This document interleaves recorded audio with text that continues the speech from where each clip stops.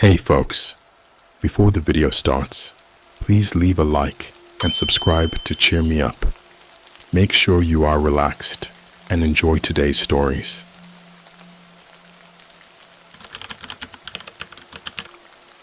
My wife cheated on me with my best friend. I got her revenge on the dark web. Hey, Reddit. This is my first time posting here, but I need to get this off my chest. I'm not looking for sympathy or judgment, just an outlet for what I've been through. This story isn't for the faint of heart. You've been warned. It all started about a year ago. My wife Emily and I had been married for 5 years. I thought we had the perfect relationship. We were the kind of couple that our friends envied, always smiling, laughing, and finishing each other's sentences. But it turns out it was all a facade. I began to notice changes in Emily. She became distant, always glued to her phone, and her excuses for coming home late got more and more absurd. I tried to brush it off as work stress, but a gut feeling told me otherwise. One night, she said she was going out with her friend Jessica. I decided to follow her. She didn't go to Jessica's house. Instead, she went to a hotel. My heart pounded as I parked my car and watched her go inside. I waited for what felt like an eternity before she emerged, clinging to none other than my best friend, Mark. They kissed passionately before heading inside. I was paralyzed with shock and betrayal. My world crumbled in that instant. I confronted Emily the next day. She didn't even bother denying it. The worst part, she looked relieved, as if a burden had been lifted. She admitted to having an affair with Mark for the past 6 months. 6 fucking months. I felt sick to my stomach. She apologized, saying it was a mistake, that she still loved me, but her words were hollow. The damage was done. Mark was no better. When I confronted him, he shrugged it off, saying, "It just happened." Like they had no control over their actions, like I was supposed to understand. The rage that boiled inside me was unlike anything I'd ever felt. I knew I had to do something. I couldn't let them get away with this. I started digging around the internet, looking for ways to get revenge. One sleepless night, I stumbled upon a thread about the dark web. It was filled with horror stories, but I was desperate. I wanted to hurt them like they hurt me. I wanted them to suffer. I followed the instructions to access the dark web. The things I found there were beyond disturbing. Hitmen for hire, human trafficking, illegal drugs. But one forum caught my eye, a place where you could pay for revenge. The posts were filled with testimonies of people who had used the service to ruin lives. It was exactly what I needed. I created an account and posted my story, asking for help. Within hours, I got a private message from someone named the Enforcer. He claimed to be able to make my problems disappear. His services weren't cheap, but I didn't care. I wanted my wife and Mark to feel every bit of pain they inflicted on me. We exchanged details, and he asked for photos of Emily and Mark. It felt wrong, but I sent them anyway. I was too far gone to back out now. The Enforcer promised results within a week. All I had to do was wait. The next few days were a blur. Emily acted like nothing happened, as if her confession had cleansed her guilt. Mark avoided me, which was fine by me. I wanted to be alone with my thoughts, my rage festering with each passing hour. One evening, I received an email from the Enforcer. It contained a video file with a simple message: "Enjoy the show." My hands trembled as I clicked play. The video started with a shot of Emily and Mark, tied to chairs in a dark, grimy basement. They were blindfolded and gagged, their muffled screams echoing through the room.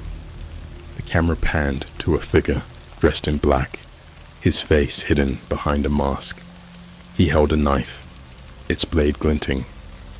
In the dim light, I watched in morbid fascination as he methodically cut into them, starting with shallow slices on their arms and legs. Their muffled screams grew louder, more desperate. The enforcer took his time, ensuring every cut was deliberate, every movement calculated to inflict maximum pain. My stomach churned, but I couldn't look away. This was what I wanted, revenge. Yet, as the video progressed, I felt a growing sense of unease. The enforcer didn't just stop at cutting. He used various tools, each one designed to cause unimaginable pain. A blowtorch, a set of pliers, a hammer. The screams turned into guttural cries, their bodies convulsing in agony. I realized I had gone too far. This wasn't just about revenge anymore. This was torture, pure, unadulterated torture. I felt a sickening mix of satisfaction and horror as I watched the life drain from their eyes. By the end of the video, they were barely recognizable, their bodies mutilated beyond comprehension. The enforcer ended the video with a message, staring directly into the camera. Justice has been served. Payment confirmed. The screen went black. I sat there, staring at my computer, my mind racing. What had I done? I wanted them to suffer, but not like this, not to this extent. The realization hit me like a ton of bricks. I had become a monster, driven by anger and betrayal. I deleted the video, but the images are burned into my mind. Emily and Mark's screams haunt my dreams, their mutilated bodies a constant reminder of my actions. I got my revenge, but at what cost? I'm not looking for forgiveness. I know what I did was wrong, but I needed to share my story. Maybe it'll serve as a warning to others who think about seeking revenge. Sometimes the price is too high. I'll live with this guilt for the rest of my life, knowing I crossed a line that can never be uncrossed. And in the end, I'm no better than the people I sought to punish. I thought deleting the video would be the end of it. I thought I could move on, live with the guilt, and try to piece my life back together. But things didn't get better. They got worse, much worse. The nightmares started almost immediately. Every night I'd relive those horrifying scenes. Emily's and Mark's screams echoed in my mind, their faces contorted in agony, their eyes pleading for mercy that would never come. I'd wake up drenched in sweat, my heart pounding, the image of their mutilated bodies seared into my brain. It was like a never-ending loop of terror, and there was no escaping it. During the day, I tried to keep myself busy. I threw myself into work, avoided social interactions, and spent hours mindlessly scrolling through the internet. But it wasn't enough. The guilt gnawed at me, eating away at whatever was left of my sanity. I knew I needed help, but who could I turn to? Who would understand what I'd done? One night, as I was browsing through the dark web forums again, hoping to find something, anything, that could help me forget, I received another message from the enforcer. My heart skipped a beat as I opened it. Enjoying the peace and quiet? The message read. There was no video this time, just a link. Against my better judgment, I clicked on it. It took me to a live stream. The screen was pitch black at first, but then a faint light flickered on. My blood ran cold. There they were, Emily and Mark, or what was left of them. Their bodies were even more grotesque than before, if that was possible. They were strung up like marionettes, their limbs twisted at unnatural angles, their eyes vacant and hollow.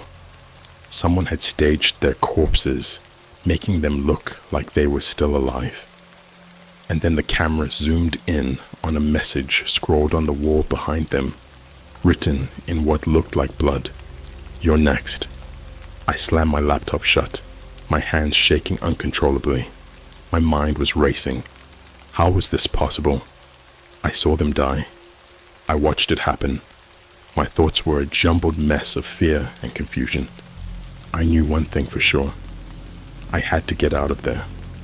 I packed a bag and left my apartment, not knowing where I was going, just needing to be anywhere but there. I drove for hours, my knuckles white as I gripped the steering wheel, my eyes darting to the rearview mirror, half expecting to see the enforcer following me. I ended up at a rundown motel on the outskirts of the town. The place was a dump, but it was all I could afford. I paid for a week in cash and locked myself in the room, barricading the door with the furniture. Sleep was impossible, so I sat on the bed, staring at the walls, jumping at every little sound. The next few days were a blur. I barely ate, barely slept, just sat there in a daze, my mind replaying that horrific image of Emily and Mark. The guilt was unbearable, but now it was mixed with a paralyzing fear.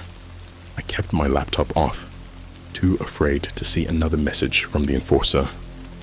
On the fourth day, I finally worked up the courage to turn it on. My email was flooded with messages from people I knew, colleagues, friends, even family, asking where I was, if I was okay.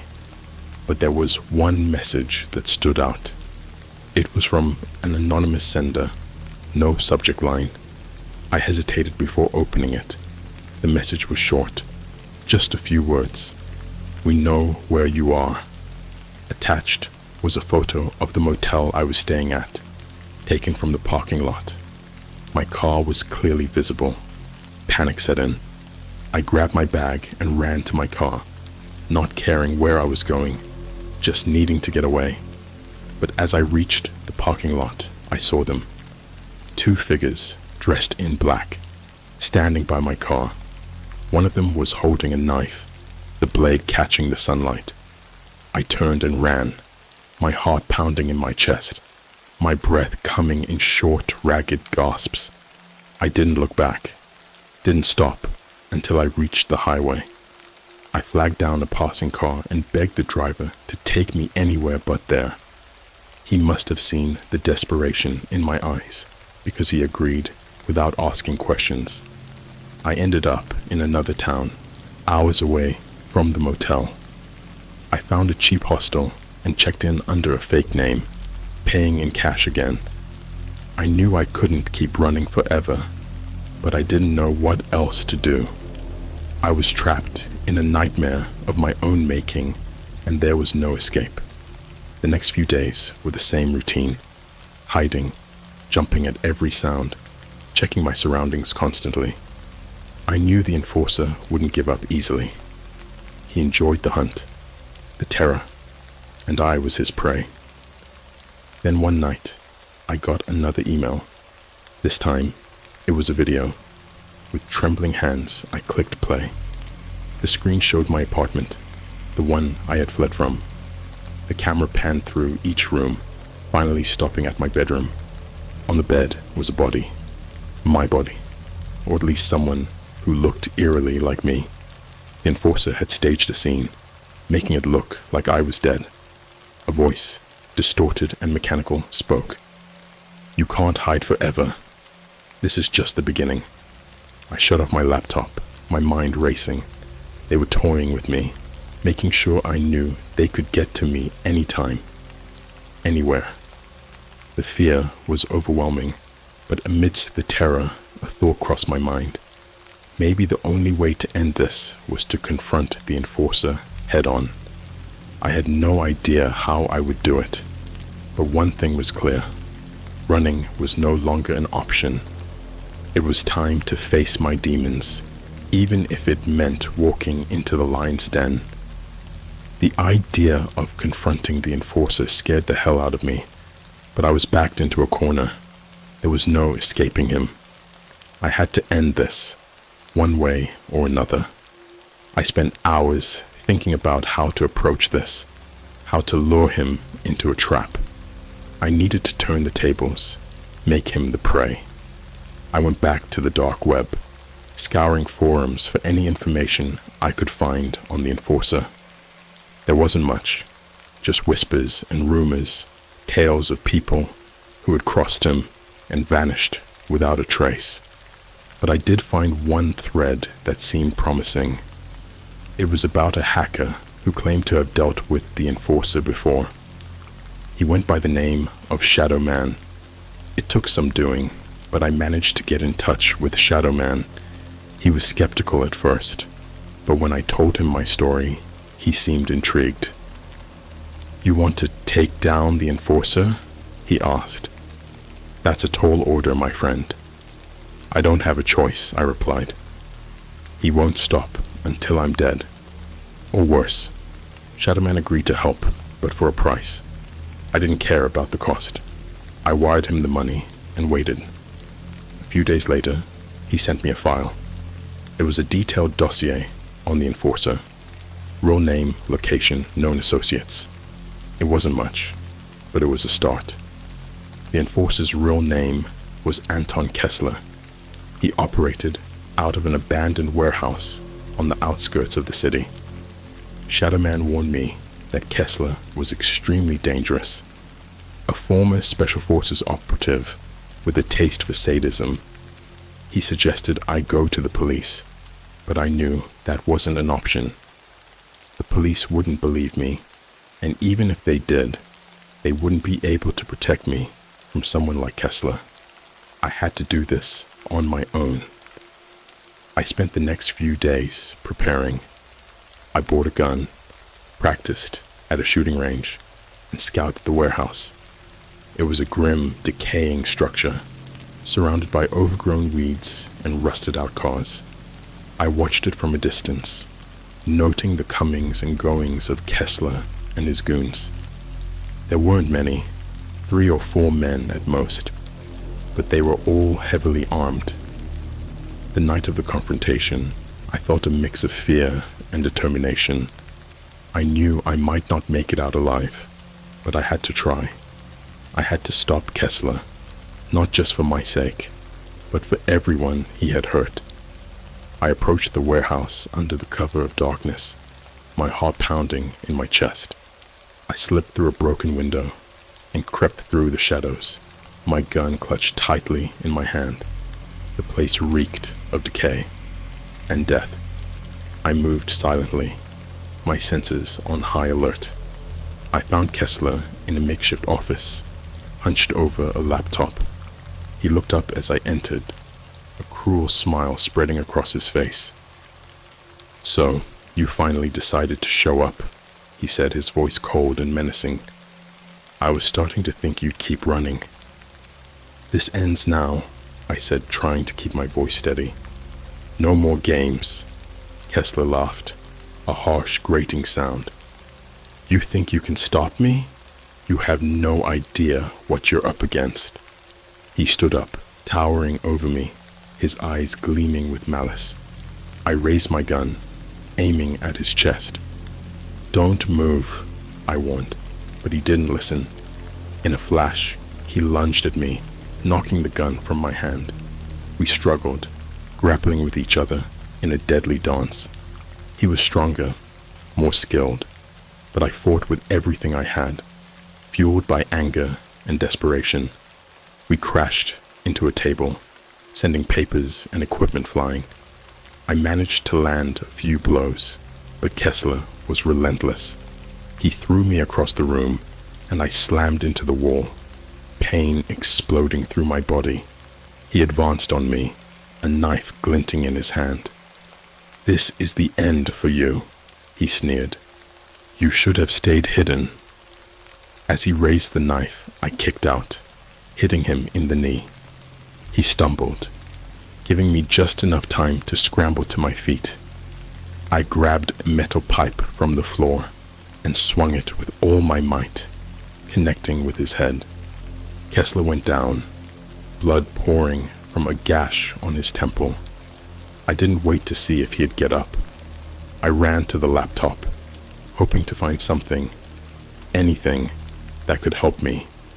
I plugged in a USB drive Shadow Man had given me, a program designed to download all of Kessler's files. As the data transferred, I heard Kessler stirring behind me. I turned just in time to see him charging at me, his face a mask of rage. I swung the pipe again, but this time he was ready.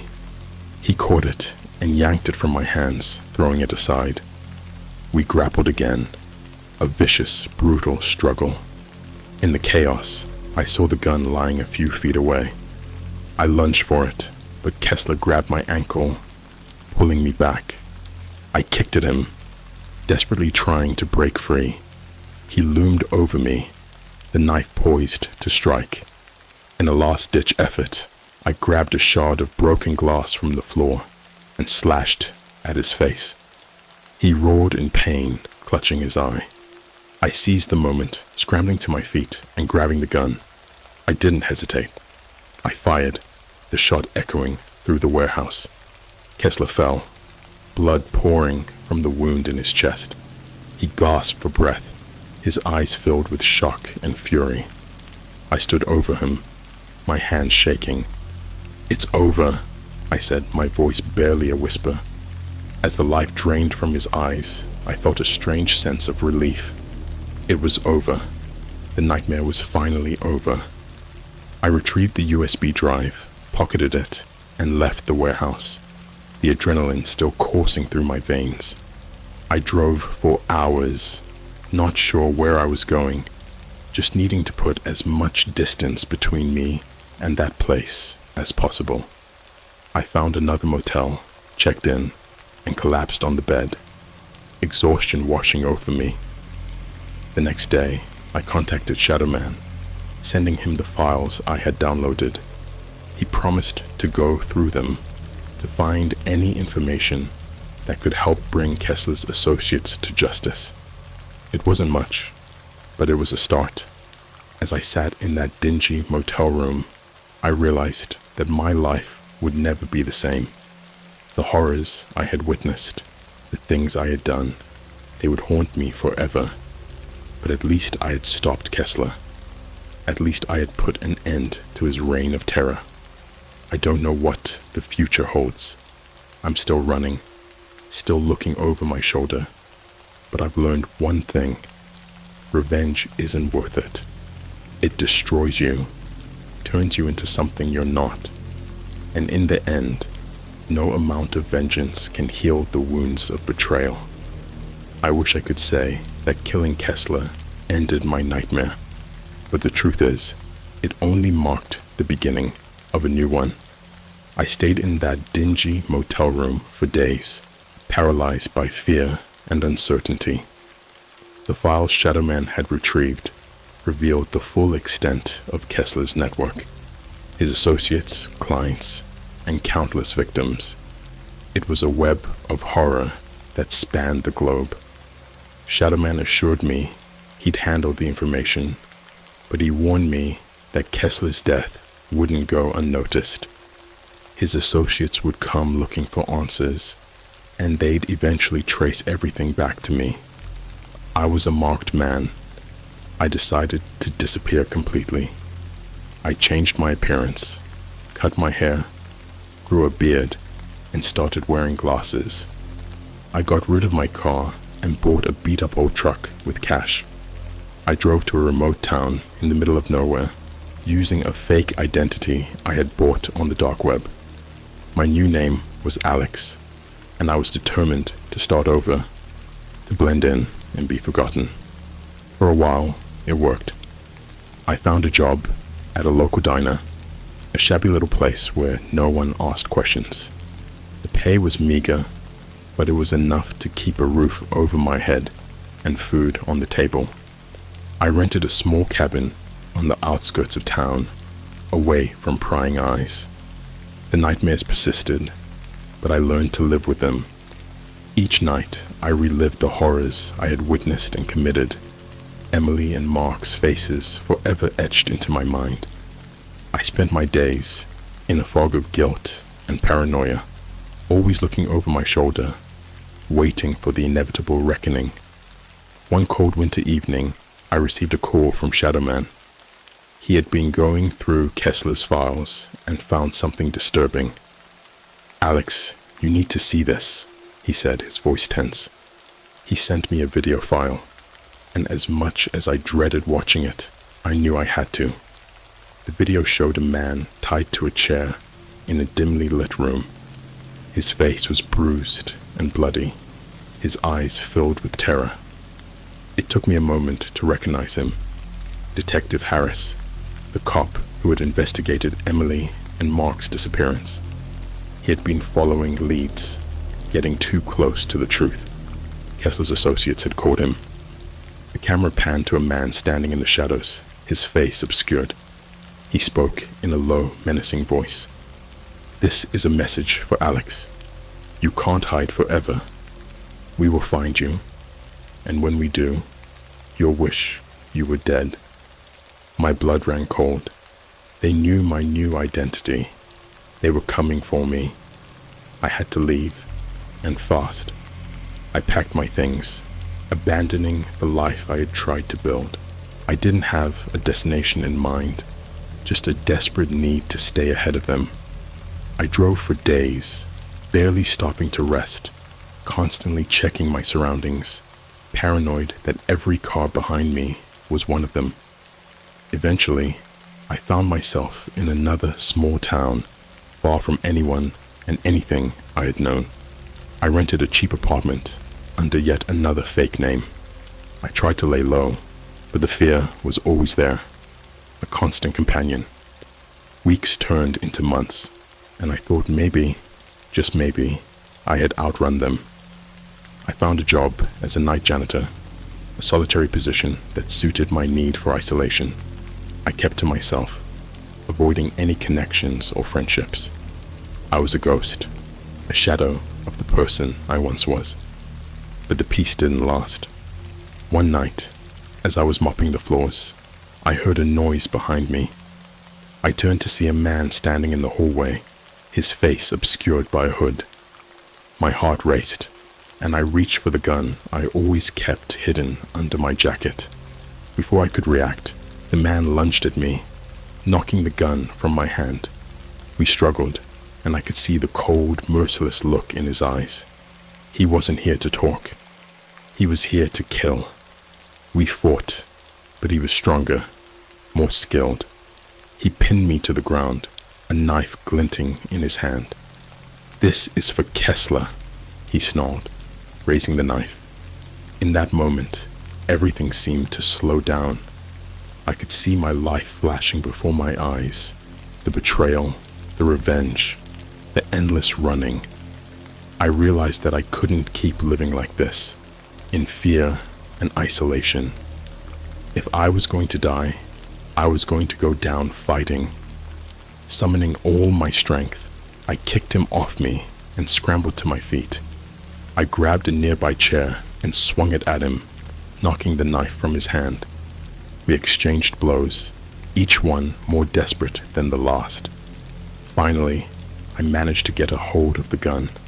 I didn't hesitate. I fired, the shot echoing through the empty building. The man fell, blood pooling around him. I stood there panting, the gun still smoking in my hand. I knew there would be more of them, that this wasn't over. But for the first time in a long time, I felt a strange sense of calm.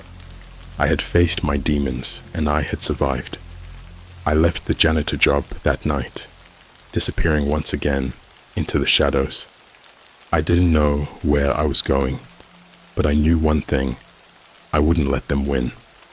I had to keep fighting, keep surviving. My life is a never-ending nightmare, a constant battle against the ghosts of my past. But as long as I draw breath, I'll keep moving forward. I'll stay one step ahead of the darkness, no matter the cost.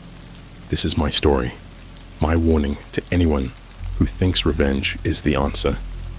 It's a path that leads only to pain and destruction. Learn from my mistakes, and maybe, just maybe, you'll find a way to avoid the horrors that haunt me. Stay safe, Reddit, and remember, some things are better left untouched.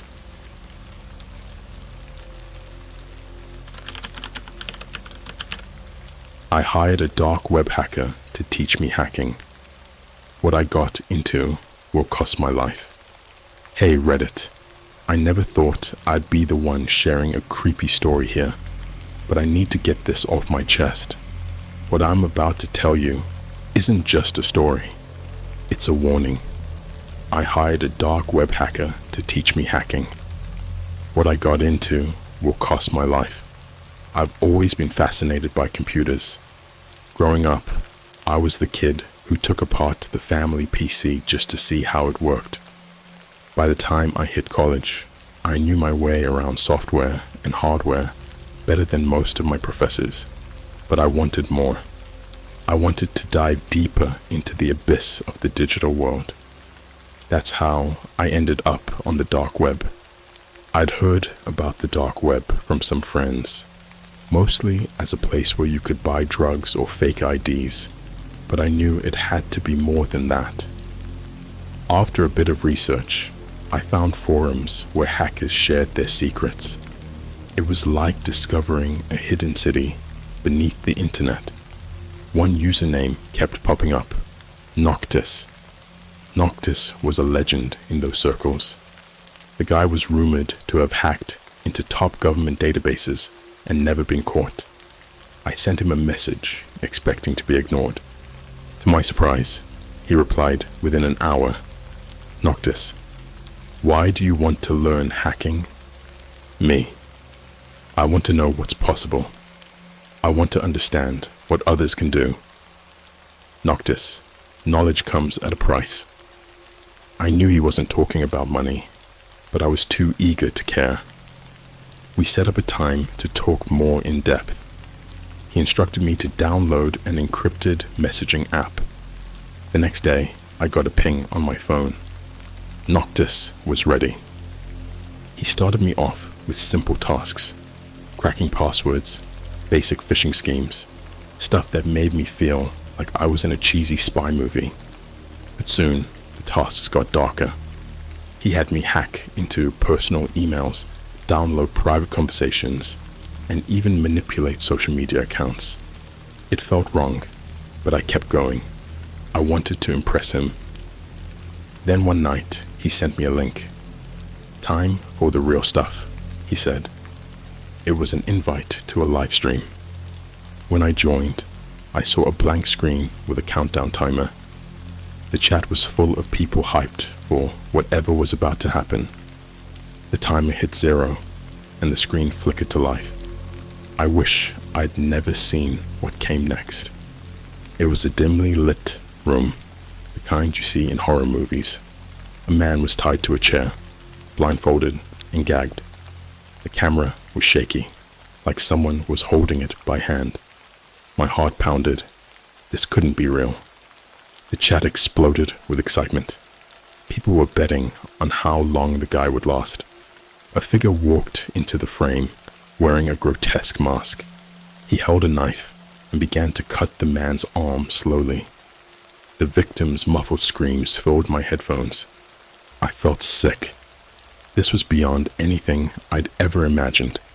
I tried to close the stream, but my mouse wouldn't move. My computer was locked. Noctis, enjoying the show, appeared in the chat. I didn't reply. I couldn't. I was frozen with fear and disgust. The masked man continued his gruesome work, cutting deeper, making patterns in the man's flesh. Blood dripped onto the floor, pooling beneath the chair. I could hear the wet sounds of the knife tearing through muscle and sinew. Noctis, this is what real hacking is about. Power, control. I wanted out. I tried to shut down my computer manually, but it wouldn't respond. The stream kept going, the torture more brutal with each passing second. The man's screams turned to whimpers, then silence. I watched in horror as his life drained away. The masked man turned to the camera, lifting his mask slightly, just enough to show a scarred, twisted smile. "Noctis, you're one of us now. There's no turning back." Finally, the screen went black, and my computer rebooted. When it came back on, there was no trace of the stream, no messages from Noctis, just a single file on my desktop. "Welcome to the dark side.txt." I opened it with trembling hands. Inside was a list of names, addresses, and personal details. My name was on it, along with a chilling message. "You're in this deep now. Any attempt to go to the police, and these people will suffer." I couldn't sleep that night. Every time I closed my eyes, I saw that man's face. The next morning, I called in sick to work. I had to figure out what to do. I couldn't go to the police. Noctis had made that clear. But I couldn't live with myself knowing what I'd been a part of. Days turned into weeks. I became paranoid, always looking over my shoulder, expecting Noctis or one of his goons to show up. My phone buzzed constantly with encrypted messages, each one more demanding than the last. They wanted me to do more, to hack into more secure systems, to become a part of their twisted world. And then, the final message came. "Your first live job, make it good." Attached was an address. I recognized it. It was my best friend's house. The implication was clear. They wanted me to go there, to do something unspeakable. I couldn't. I wouldn't. But how could I refuse without putting my friend in danger? I'm writing this now, knowing it could be my last message. If you see this, if you're reading my story, know that I tried. I tried to learn, to explore, but I ended up in a nightmare. Don't make the same mistake. The dark web isn't a playground. It's a pit of horrors, and once you fall in, there's no way out. Stay safe, and pray that you never find yourself in my shoes. So, here I am, continuing this cursed tale. After receiving that last message from Noctis, I was paralyzed with fear. How could they know my best friend's address? How deep did their surveillance go? I was terrified for my friend, but I couldn't bring myself to act on their sick demands. The next day, I decided to warn my friend. I showed up at his house, trying to act normal, but inside I was a mess. I told him someone might try to target him, that he should be extra careful. He looked at me like I was crazy, but he agreed to be cautious. I felt a little better, but the dread didn't go away. That night, my phone buzzed again. It was Noctis. "Noctis, you have 1 hour. Fail us, and your friend will pay." Attached was a video feed. It showed my friend's house. The camera pointed at his living room window. My heart stopped. They were watching him, waiting for me to make a move. I couldn't believe this was happening. I couldn't let them hurt him. I sat at my computer, my hands shaking. The task was clear. Hack into his home network and install a backdoor. Simple in theory, but doing this to someone I cared about felt like a betrayal. I typed furiously, bypassing the security protocols I'd helped him set up. Within minutes, I was in. I installed the backdoor, leaving his system vulnerable to whatever horrors Noctis had planned. "Noctis, good job. Now sleep well." The video feed went dark. I slumped in my chair, feeling like a piece of my soul had been ripped out.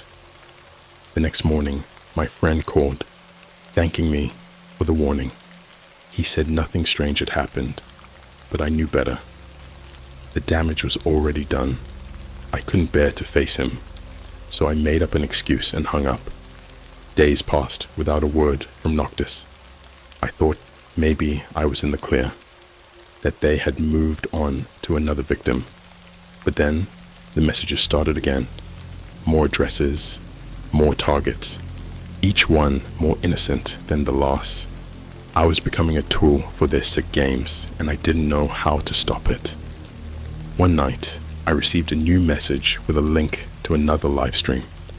My stomach churned as I clicked on it. This time, the victim was a young woman, tied to a chair in what looked like a basement. Her eyes were wide with terror, her face streaked with tears. The masked man appeared again, this time holding a blowtorch. The chat was alive with vile comments, people egging him on. I tried to close the stream, but it was the same as before. My computer was locked. I was forced to watch as the masked man began his gruesome work, burning her skin, making her scream in agony. I felt sick, bile rising in my throat. I couldn't take it anymore. I pulled the plug on my computer, but the image was burned into my mind. Sleep was impossible that night. I kept hearing her screams, seeing the charred flesh. I was spiraling, losing grip on reality. My phone buzzed again in the middle of the night. It was Noctis. Noctis, you seem disturbed. Need a break? I didn't reply. What could I say? I was trapped in a nightmare of my own making. The next day, I received another message. Noctis, time for a promotion. Attached was a file. When I opened it, I found a list of names, each with detailed information. They were children. My heart dropped. They wanted me to hack into a school's database to steal personal information on these kids. I couldn't do it. I wouldn't, I replied, trying to reason with him. Me. Please, I can't do this. They're just kids. Noctis. Do it or we'll find you. And then we'll find them. I was paralyzed with fear. I didn't doubt for a second that they would follow through on their threats. I had no choice. I spent the next few hours breaking into the school system, stealing the data they wanted. I felt like a monster. Days turned into weeks, and my life became a cycle of horror and paranoia. I was constantly looking over my shoulder, fearing that Noctis or one of his cronies would show up at my door. My phone was my enemy, each buzz sending a jolt of fear through me. I was a puppet, dancing to their twisted tune. Then one night, I came home to find my front door slightly ajar. My heart raced as I pushed it open, every instinct telling me to run. Inside, the house was dark, eerily silent. I called out, but there was no answer. I stepped into the living room, and that's when I saw it. On the coffee table was a laptop, its screen glowing with a live feed. It was my friend's house again, but this time the camera was inside. The masked man was there, standing over my friend who was tied to a chair, unconscious. Noctis appeared on the screen, his face inches from the camera. Noctis, you've been promoted to field work. Come join us, or your friend dies. I stared in horror, my mind racing. I knew there was no escape. They had me completely. I was trapped in their web, and now they wanted me to be a part of their sick, twisted games in person. I'm writing this now, knowing that time is running out. If you're reading this, know that I tried to fight back. I tried to escape.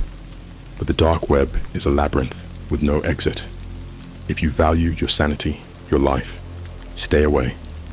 Don't make the same mistakes I did. This isn't just a story. It's a warning, a plea.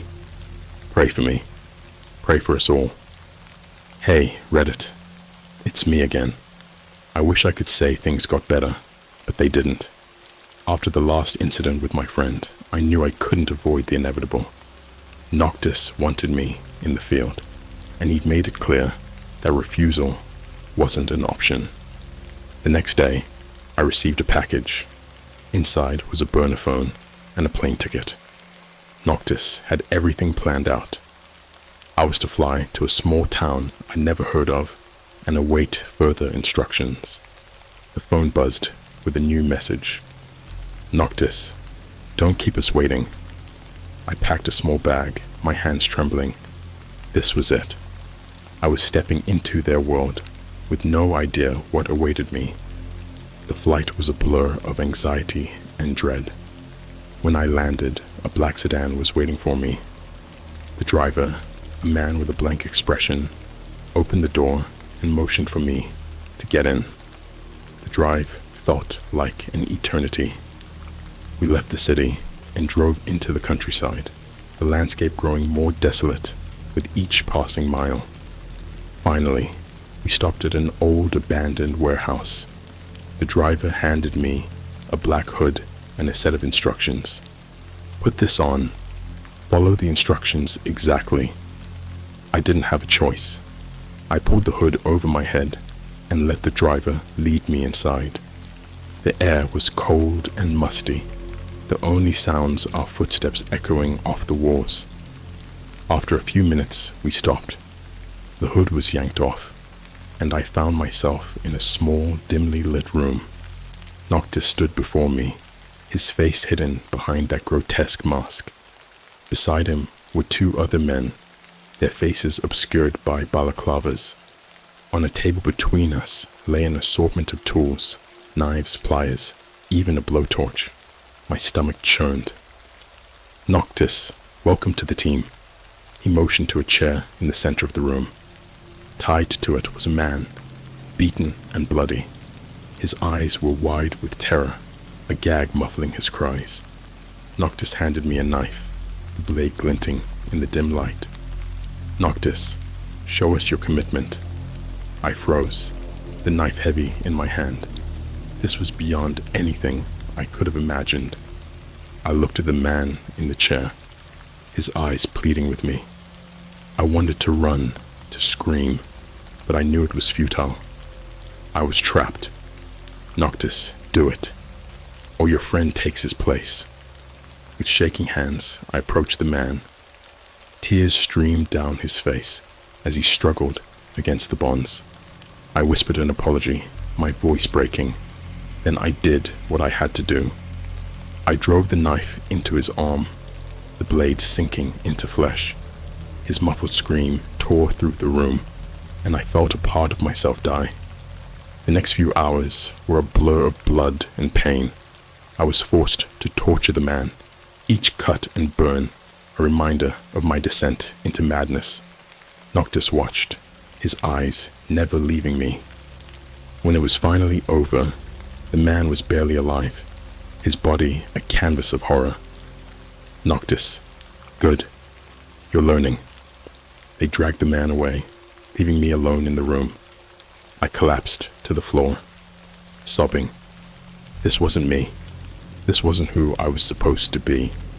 But I couldn't escape. Noctis had me completely. The next few days were a nightmare. I was kept in a small room, the only light coming from a flickering bulb overhead. They brought me food and water, but no one spoke to me. I had no idea where I was or what they planned to do next. Finally, Noctis returned. He handed me a new set of instructions and a plane ticket. I was to return home and await further orders. The nightmare wasn't over. It was just beginning. When I got back, my friend was waiting for me. He hugged me, relief flooding his face. I wanted to tell him everything, but I couldn't. Noctis had eyes everywhere. Instead, I lied, telling him I'd been on a business trip. He seemed to buy it, but I could see the worry in his eyes. Days passed without word from Noctis. I tried to return to some semblance of normalcy, but it was impossible. Every shadow felt like a threat, every sound a warning. My phone buzzed constantly, each message sending a wave of dread through me. Then one night, I received a video message. I hesitated before opening it, knowing it would be something terrible. When I finally pressed play, my worst fears were confirmed. It was my friend, tied to a chair, his face bruised and bloody. Noctis stood behind him, his mask reflecting the dim light. He leaned in close to the camera, his voice a chilling whisper. "Noctis, you've done well, but there's one final test." He held up a knife, the blade glinting.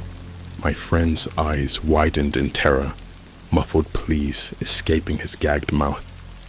Noctis turned to the camera, his voice cold and menacing. "Noctis, come to the address I sent you, alone, or he dies." I felt a cold wave of fear wash over me. This was it, the final test. I had no choice. I grabbed my coat and headed out, my mind racing. The address was a warehouse on the outskirts of the town, the same one from before. When I arrived, the place was deserted. I stepped inside, the air thick with tension. In the center of the room was my friend, tied to a chair, just as in the video. Noctis stood beside him, the knife in hand. "Noctis, welcome. Are you ready to prove your loyalty?" I stared at him, my mind a whirl of fear and rage. I had no choice. I had to save my friend.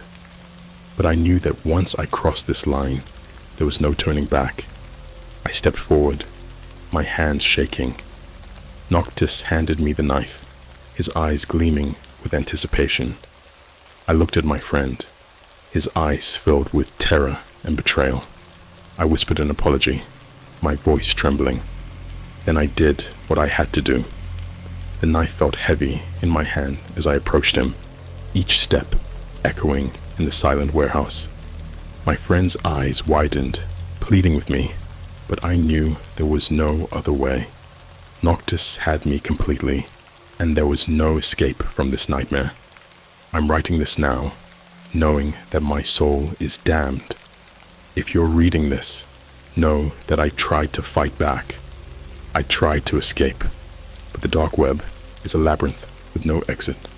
If you value your sanity, your life, stay away. Don't make the same mistakes I did. This isn't just a story. It's a warning, a plea. Pray for me. Pray for us all. Hey, Reddit. It's me again. This will be my final post. I'm trapped in a nightmare I can't escape from. My soul is stained, and I know I'll never be free. If you've been following my story, you know how deep I've fallen. Now, I'll tell you how it ends. After that night at the warehouse, I became a shadow of myself. The look in my friend's eyes as I held that knife haunts me every moment. I can still hear his screams, see the blood, and feel the cold grip of Noctis's control tightening around my throat. For a while, there was silence. Noctis didn't contact me, and I tried to believe it was over. But deep down, I knew better. One night, while I was trying to drown my memories in whiskey, the burner phone buzzed again. I knew it was Noctis before I even looked at the screen. "Noctis, it's time for your final initiation." The message included an address in the city, a time, and a chilling instruction. Come prepared. I didn't need to ask what that meant. I knew this was it, the last step in becoming one of them. I had no illusions about my fate if I refused. My friends, my family, everyone I cared about would be at risk. The address led to an abandoned office building downtown. The place had been condemned for years, a perfect spot for whatever horrors Noctis had planned. I arrived early, every nerve on edge.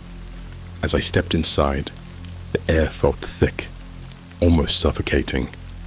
The building was dark, the only light coming from flickering fluorescent bulbs that cast eerie shadows on the walls.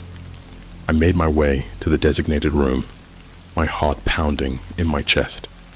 Inside, I found Noctis and two other masked men. In the center of the room was another chair, but this time it was empty. "Noctis, you've done well," he said, his voice cold and emotionless. "But now you must prove your loyalty beyond doubt." He motioned to the door. and one of the masked men brought in a young woman, her eyes wide with fear. She was bound and gagged, her muffled cries filling the room. I felt a wave of nausea. This couldn't be happening. Noctis. She's a journalist. She's been investigating us. We can't have that. He handed me a gun. It's cold metal, sending a shiver down my spine. Noctis. Finish it. I stared at the gun, my mind racing.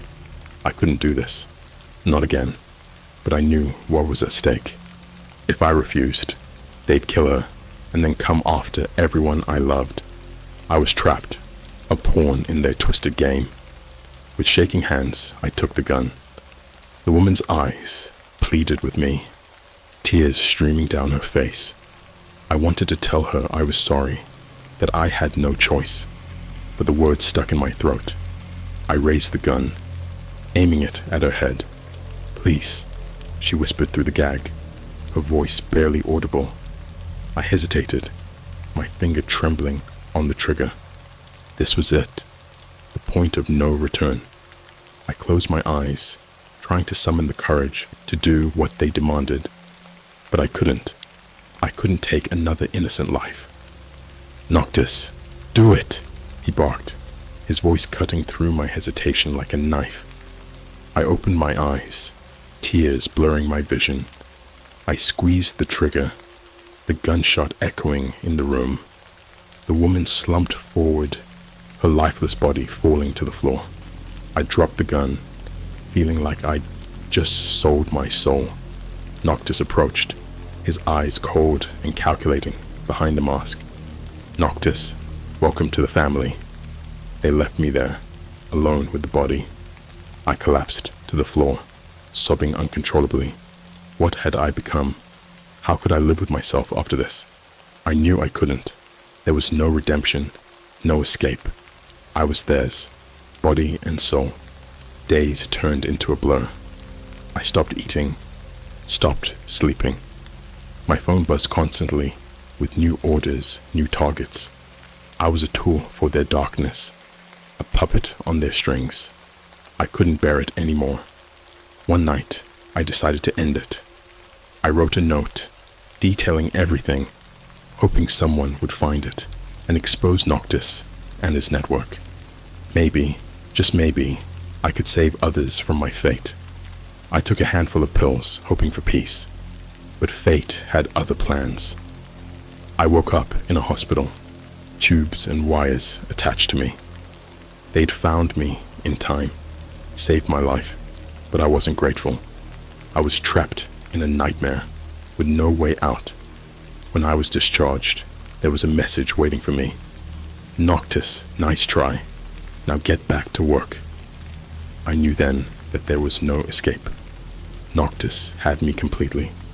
I was a prisoner in my own life, forced to carry out their sick, twisted orders. I'm writing this now, knowing that my time is running out. If you're reading this, know that I tried to fight back. I tried to escape, but the dark web is a labyrinth with no exit. This isn't just a story. It's a warning, a plea. Stay away from the darkness. Don't make the same mistakes I did. And if you see a message from Noctis, delete it. Run. Pray for me. Pray for us all. Goodbye, Reddit. This is the end.